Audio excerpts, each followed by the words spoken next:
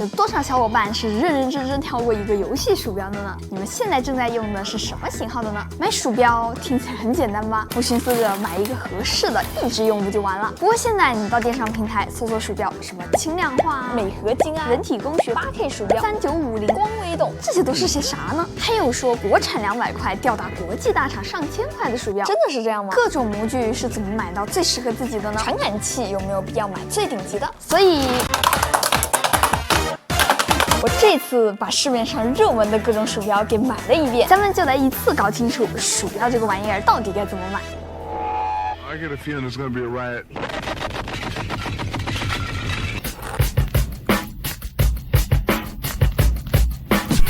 大家還記得你們小时候打游戲的时候用的是什麼鼠標嗎？我最早用的應該是這些新手村的經典初始裝備。當年玩 OW 的76啊、曼特雷什麼的，那個時候還撐過一段時間。那這種鼠標是什麼水平呢？結果很出乎意料，幾乎是完全不能用。比如說這個2.4G 無線的小鼠標，快速左右橫移的時候，它居然會往上下飄。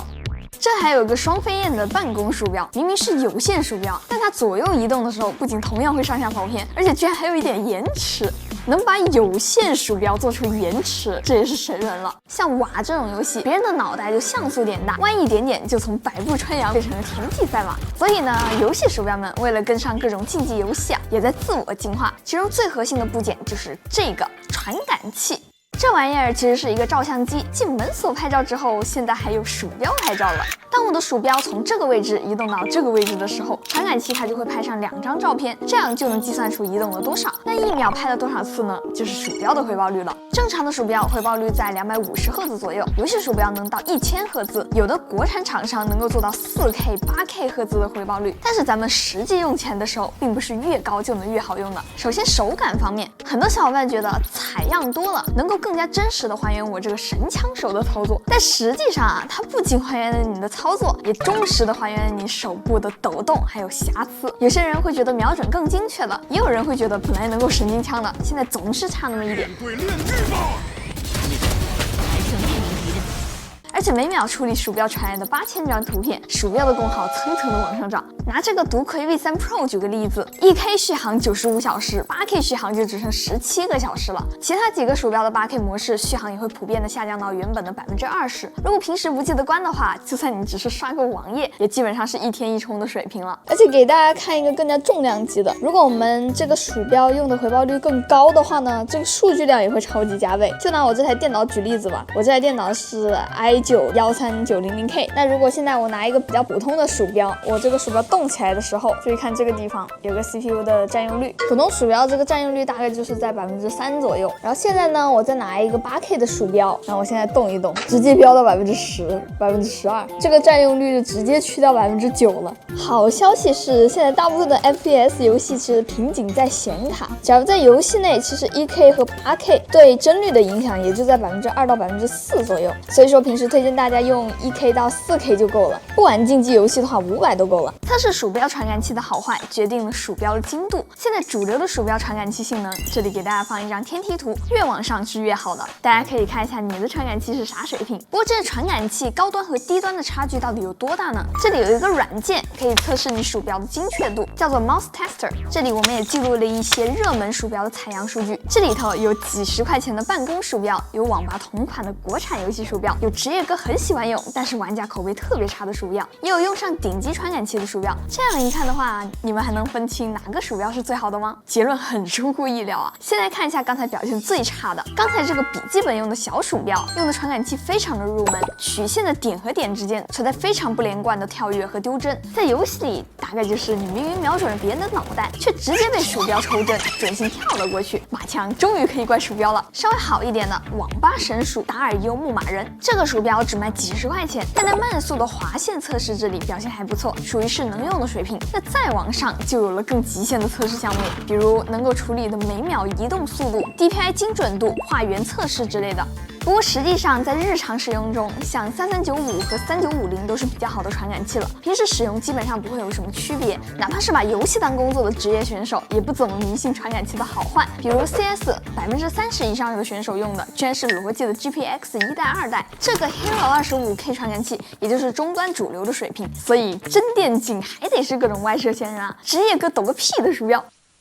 哎，也不能說是完全沒區別啊，3950還是有一些明顯的特性升級了。之前有一次我就发现嘛，酒店的那些桌子都是那种玻璃桌子嘛，突然就发现3950的鼠標可以用了。給你們先演示一下這個3395的這個鼠標，你看在這裡就基本上是不可用的狀態，但是你看它在這上面是可以正常使用的，不是這個鼠標壞了哈。但你看一到玻璃上，哎，我是誰？我在哪？先換一個3950試試看。哎，這個就可以用了。所以說3950對材質識別是更加多樣、更加準確的。如果你用的是玻璃墊的話，你可以考慮一下充3950。如果只是單純選一個夠用的傳感器的話，100元左右這個價位就已經完全夠用了。現在3395是最主流的新一代鼠標的標配，從100多到上千元的都在用。國產的廠家裡 ，VXE 的蜻蜓 R1 系列100元就用上了之前的旗艦傳感器3395，還是無線連接，對稱高倍的模具，大多數手型握起來都能夠適配個80%左右，用一用就換掉也不會心疼。想試一試頂級的傳感器的話，3950和稍微強一點的3950 Ultra、ATK 和雷博，在這個價位布局了不少性價比的選擇，大概300元左右能買到。如果不追求性能的話，像羅技的无線 G304這一種，它的 Hero 傳感器比較注重續航，1節電池能夠用上大半年。雖然性能上面比較勉強，性價比也落後了國內不少了，但入門使用完全足夠。買個大廠經典的模具，品控和售後還是不會吃虧的。不過這裡呢，我也要吐槽一下大廠的鼠標驅動啊，比如羅技和雷蛇改個 DPI，結果第一次點進來，你看這個界面，3分鐘之內能找到都是神人了，難用差評。做的比較好的呢是這種網頁驅動，不管在哪台電腦上面，網址一輸就可以直接設置，缺點就是不聯網就記了。對於絕大多數玩家來說，死摳傳感器們按幀計算的性能差距意義不大。想問一下大家，覺得鼠標好不好用？最重要的指標是啥呢？當然得是握着舒服了。所以選鼠標最重要的是挑選一個合適的模具。拿 ATK 的鼠標來舉個例子，它就有 F1、X1 和 Z1 3個款式，傳感器、按鍵、微動什麼的都一模一樣，區別就在於它們的外形。像 X1 和 Z1 這種的，前後的長度很大，這種呢就適合手大的小夥伴來用。你看 F1 呢，它就比它短了一些。不過大的和小的，我該用哪一種呢？来，大家找一把尺子來，然後跟我一起伸手，然后呢，從腕線這裡開始量，腕線到中指的距離，你看我大概就是15.5的樣子，就是典型的小手。像我們工作室的小夥伴，18厘米的中等手長，用12到13厘米的鼠標就比較合適。但如果你是17厘米的小手，或者是19厘米的大手，那就相应的在這個基礎上面加減就可以了。因為每個人握鼠標的方式也是不一樣的，大致呢分為指握、抓握和趴握。抓握就適合小一點的低倍鼠標，趴握呢就適合大一點的高倍鼠標。除了尺寸、大小、高低，這裡還有一個主打右手人體工學的 Z1，和左右對稱的鼠標相比，它的右側會更凸，左側會更凹。這樣子的好處呢，就是能夠給到右手无名指和小拇指更多的支撐。它這種細節更多的非對稱鼠標，比起左右對稱的鼠標來說，會更挑手型。想要一次買到最適合自己的，還是有點難度的。這裡呢，我必須要給你們推薦一個網站，我願稱之為買鼠標必備網站。就比如說哪一天你的朋友跟你說有一款鼠標很不錯，然後呢，你就可以在這裡面對比你現在的鼠標。就比如說現在我已經放了2款比較相似的鼠標在這裡，這裡它會標注這個鼠標的3維，右邊呢就是2個鼠標輪廓的對比。你別看它這裡只差了7毫米啊，其實這個7毫米就已經是從 L 碼變成 M 碼的區別了。不知道你們都是什麼樣的握法，有沒有找到合適的鼠標？像我的話就比較特殊。我就是小手趴握，就很難找到適合我的鼠標。目前我覺得最舒服的是羅技的這個 G304，還有102的這個模具。不過羅技呢，它太重了，而且硬件性能也差點意思。那我就想找一下有沒有國產比較類似的。那我們就可以在這個網站上面先找到我們這一款鼠標，然後這左邊呢，它就會顯示一樣的形狀，非常相似的，然後底下還有一個比較相似的。你看這個，它不能說非常相似吧，只能說是一模一樣。來，給我試試看。這太像了吧！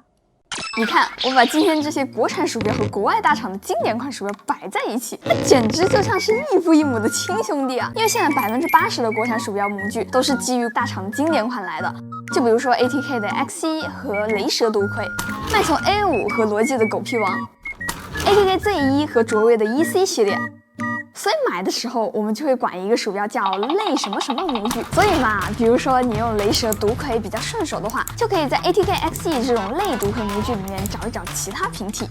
如果你對模具有追求的話，那200元到400元左右這個價位可以重點關注一下，根據自己的手型選一款能夠8九不離十。雷博的 VT1 系列類似讀可 mini 的小手模具，但傳感器用的是天花板級別的3950，適合小手來用。國際大廠呢，人稱狗屁王的羅技初代 GPW 能夠經常蹲到400元以內的價格，性價比不算最高，但確實是不出錯的選擇。不過在鼠標圈子裡，300元出頭才剛剛起步啊，再往上加錢能夠獲得一些什麼玩意兒呢？這個價位能夠買到的鼠標，很多都是能做到一些小眾但足夠極致的創新的。比如說這個 Final Mouse Starlight Pro Tens 聯名款，而且我今天才發現它這裡居然好像還有一個編號，就離譜。這個鼠標我是之前一直都在用的 ，Tens 退役了，它都沒退役啊。名字長是因為這家鼠標的各種型號都是限量發售的。當時我就想看一下1600的鼠標它到底有什麼不一樣哈。鎂鋁合金的外殼，再加上陰刻的雕花，甚至它下面這裡還有一個 Design California，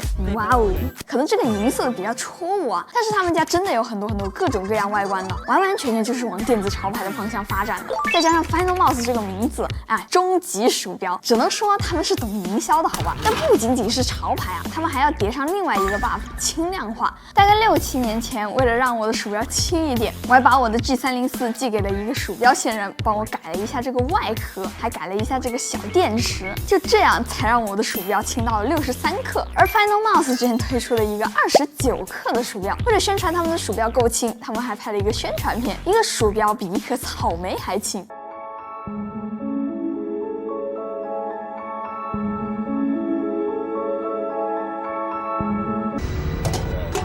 7點10。後來呢，這種挖洞減輕重量的洞鼠也慢慢流行了起來。這就有廠商在想，能不能夠挖更大的洞呢？那就得在材質上面下功夫了。用強度更高的鎂合金做材料，就可以做出這種只剩下框架的鼠標。雷蛇 mini 就是典型代表。甚至還有廠商開始懷疑鼠標這個形態了，與其捲材料，不如直接去掉多餘的部分，就有了這樣的鼠標。這個寶寶鼠標也叫指握鼠，它是只能用手指頭捏着來用，重量也真的做到了27克。但怎麼說呢？我感覺用久了之後，我的小拇指都要出去流浪了。以後的輕量化鼠標會進化成直接拿着電路板嗎？在500元以上的鼠標界，這種重營銷、重設計的賽博文玩還真不少。前段時間同樣是 Tens， 它奪冠用的 Solar V2 這個藍白色的鼠標，還有這個接收器的設計很好看，不打洞還能做到39克的重量，再加上冠軍 buff 加持，讓這個國產品牌也能賣到600元。韓國的派式鼠標雖然動不動就能賣到近1000元，但這家的平面設計做的真的非常棒，包裝盒還有鏤空的底殼，看起來就像是某種潮牌。如果能夠對上電波的話，這個鼠標可就太酷了。但國際大廠呢，我的評價是更不推薦了。羅技這個給 GPX 換個 C 口 ，GPW 換個傳感器，就敢加價到1000塊。雷蛇這邊的讀可 V3 Pro 獨佔頂級傳感器，聽着很炫酷，但對於絕大多數的小夥伴來說，這些性能的提升感知並不是很明顯。不過價格的提升感知起來可太明顯了。但之所以叫賽博文玩，是因為還真有人在炒這些啊。就比如 Final Mouse， 去官網問就是售罄，國內倒是有貨，直接加價到2000塊。其實鼠標呢還有很多可以自己微調的部分，就比如說防滑貼，用的時候真的很舒服，就是需要你定期的更換。那要是你覺得操作鼠標的時候摩擦力太大，也可以給鼠標換一副更加光滑的腳貼，再來一張細面的鼠標墊，甚至還有電競冰壺。微動呢也是可以買回來自己換的，就是這個按鍵啊，前幾年微動是整個鼠標上面最容易壞的地方。鼠標雙擊的問題是特別的煩人，2年左右就要送售後了。我鼠標都沒有動啊，兄弟！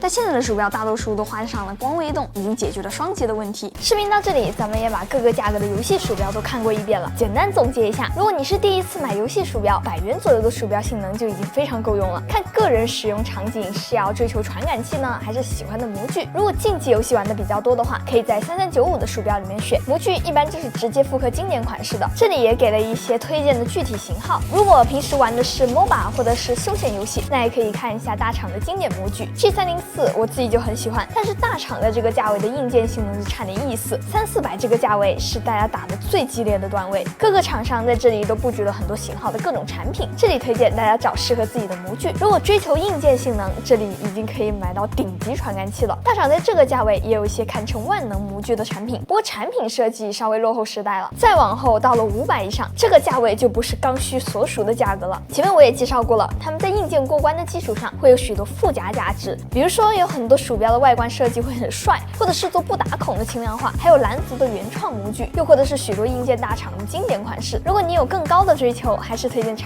試一下的。畢竟鼠標如果夠帥的話，我就算是刷個 Steam 上演都情緒價值拉滿。OK， 那麼以上就本期视頻的所有內容啦。如果這期視頻對你有所幫助的話，記得給我點讚3連關注哦，對我來說非常重要。那我是千里，咱們下期再見吧，拜拜。